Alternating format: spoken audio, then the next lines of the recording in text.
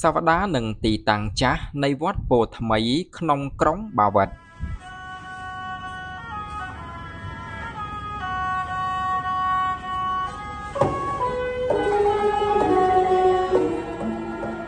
ត្តពោធិ៍ថ្មីគឺជាអារាមដែលមានអាយុកាលដ៏ចាស់ជាងគេបំផុតមួយដែលស្ថិតនៅក្នុងសង្កាត់បាវិតដោយយោងតាមឯកសាររៀបរៀងនិងស្រាវជ្រាវដោយលោកព្រឹទ្ធាចារ្យសួសថនអតីតនាយករងនៃសាលាគរុកោសល្យនិងវិក្រិតការខេត្តស្វាយរៀងបានឲ្យដឹងថាកាលដើមឡើយវត្តពោធិ៍ថ្មីនេះមាននាមហៅតែមួយគត់គឺវត្តបាវិតដែលវត្តនេះត្រូវបានស្ថាបនាឡើងដំបូងនៅរវាងចន្លោះព្រះគ្រិស្តសករាជបារាំង1870ដល់ឆ្នាំ1879និងមានទីតាំងស្ថិតនៅចំទីតាំងនៃវត្តពុព្វារាមឬវត្តព្រះយ័យសពថ្ងៃចំពោះសាវតានៃការរំកិលនិងបដូរទីតាំងពីវត្តចាស់មកទីតាំងវត្តសពថ្ងៃនេះត្បិតថាវាមានព្រឹត្តិការណ៍ដ៏ជូរចត់និងជាស្នាមប្រវត្តិសាស្ត្រមួយដែលបានកើតឡើងនៅលើផែនដីនៃសង្កាត់បាវិតនេះពលគឺនៅអំឡុងទសវត្សរ៍ឆ្នាំ1940គ្រាដែលសកលលោកទាំងមូលបានពើប្រទះនឹងសង្គ្រាមលោកលើកទី2ដែលបានបង្កឡើងដោយក្រុមប្រទេសមហាអំណាចខាងយោធា2ក្រុមដែលមានសម្ព័ន្ធមិត្តរៀងៗខ្លួនក្នុងនោះក៏មានផងដែរនៅប្រទេសបារាំងដែលជាអភិបាលនៃក្រុមអស់លោកភូសម្រាប់រាជការក្រុងកម្ពុជាតំបន់ភាគខ្លះក្នុងផែនដីខ្មែរត្រូវបានញោមញីនិងបំផ្លាញដោយគ្រាប់បែកជប៉ុនជាពិសេសនៅត្រង់តំបន់បាវិតដែលមានព្រំប្រទល់ជាប់ទៅនឹងប្រទេសវៀតណាមនេះវាគឺជាទីតាំងភូមិសាស្ត្រដ៏សំខាន់និងក៏ជាសមរភូមិដ៏ក្តៅគគុកផងដែរដែលកងទ័ពជប៉ុននិងក្រុមសម្ព័ន្ធមិត្តរបស់ខ្លួនបានសម្រុកទម្លាក់គ្រាប់បែកកំទេចកងទ័ពបារាំងអាណានិគមភូមិឋានភាគខ្លះនៃស្រុកយួននិងផែនដីកម្ពុជាត្រូវបានរលឆេះដោយភ្លើងសង្គ្រាមដែលខ្មែរពុំបានបង្កើតតំបន់បាវិតត្រូវបានបំផ្លាញឲ្យរលាយคล้ายជាផ្សែងលុះក្រោយពេលដែលក្រុមសម្ព័ន្ធមិត្តជប៉ុនចាញ់សង្គ្រាមជាមួយនឹងអស់លោកបារាំងអាណានិគមក្រុមនេះក៏បានប្រះរត់យករួចខ្លួនត្រឡប់ទៅស្រុកវិញអស់និងបានបន្សល់ទុកនៅសេចក្តីទុក្ខសោកវេទនាលើផែនដីស្រុកខ្មែរប្រជាជនកម្ពុជាគឺជាជនរងគ្រោះយ៉ាងពិតប្រាកដនៅក្នុងភ្លើងសង្គ្រាមនេះជាសោកវិនាសកម្មនិងទឹកភ្នែក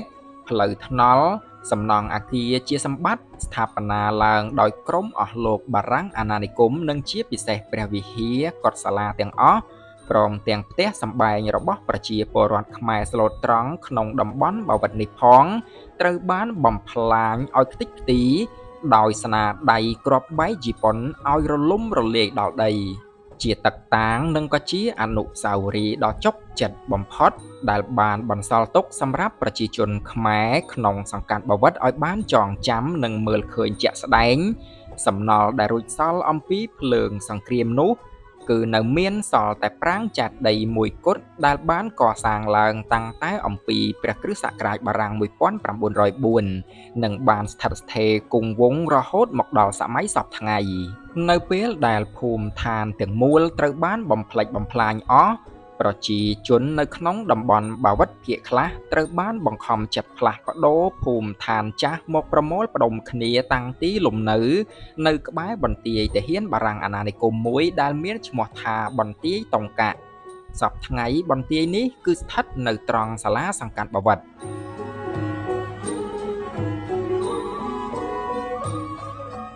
នៅឆ្នាំចអត្តស័កព្រះពុទ្ធសករាជ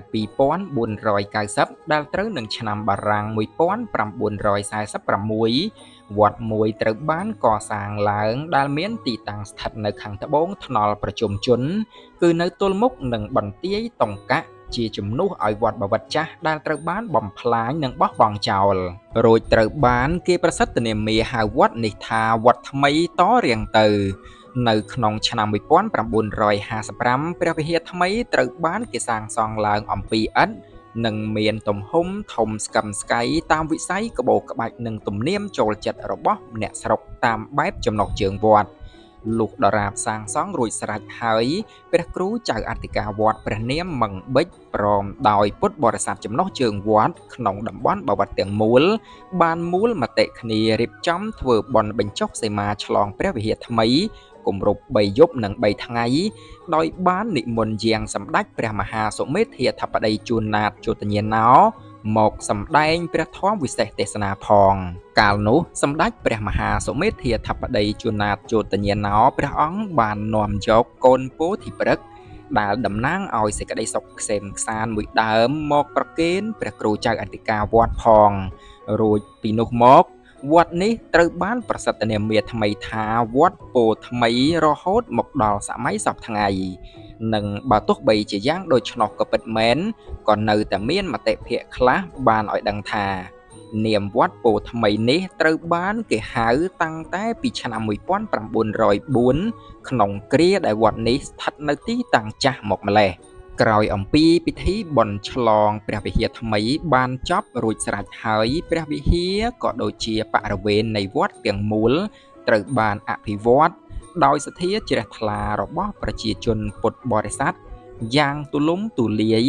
និងរៀងរហូតមកគួរបញ្ជាក់ផងដែរថានៅពេលដែលរបបអាវខ្មៅប៉ុលពតរលំរលាយទៅប្រជាជនដែលស្ថិតនៅក្នុងតំបន់បាវិតនេះបានវិលត្រឡប់មកសាងភូមិឋានទីកំណើតរស់នៅរបស់ខ្លួនវិញគេឃើញថានៅក្នុងបរិវេណវត្តពោធិថ្មីនេះនៅសល់តែគ្រោងព្រះវិហារដែលគ្មានទ្វារនិងបង្អួចទីនេះត្រូវបានបនប៉ុលពតជីកដីបាតត្រពាំងនិងដាក់ជីក៏ចិត្តដល់ពីដានខាងលើនៃដំបូលព្រះវិហារចំពោះព្រះវិហារថ្មីដែលអស់លោកអ្នកនាងបានឃើញសប្តាហ៍ថ្ងៃនេះគឺជាព្រះវិហារដែលត្រូវបានជួសជុលនិងកែលម្អចាប់តាំងពីខែកញ្ញាក្នុងឆ្នាំ2024មកដែលជាគំនិតផ្ដួចផ្ដើមដ៏ជ្រះថ្លារបស់ព្រះតេជះព្រះគុណព្រះនាមសេកផានិតអតីតព្រះគ្រូចៅអធិការវត្តពោធិថ្មីនិងការទំនុកបម្រុងដោយសទ្ធាជ្រះថ្លារបស់សម្ដេចគតិសង្ឃហបណ្ឌិតម៉ែនសំអនឧត្តមប្រឹក្សាផ្ទាល់ព្រះមហាក្សត្រលោកជំទាវញ៉ាមសខនសខេងលោកជំទាវឌួងវណ្ណាតំណាងរាស្ត្រមណ្ឌលខេត្តស្វាយរៀងលោកជំទាវអុកញ៉ាអគ្គមហាឧបាសិកាពុទ្ធសាសនូបត្ថម្ភឆឹងណេងឯកឧត្តមកឹងខនឧបាសិកាជះចន្ទថាព្រមទាំងឯកឧត្តមលោកជំទាវលោកអុកញ៉ាលោកស្រីដែលជាចំណុះជើងវត្តក្រុងបាវិតទាំងមូល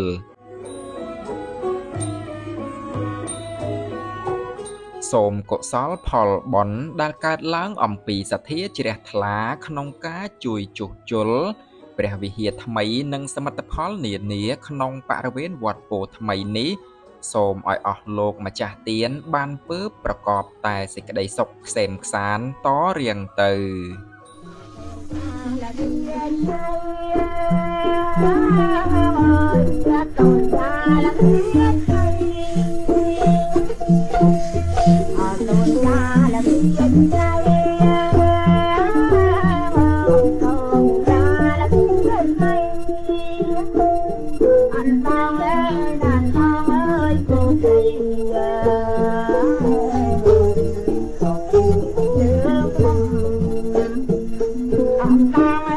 I'm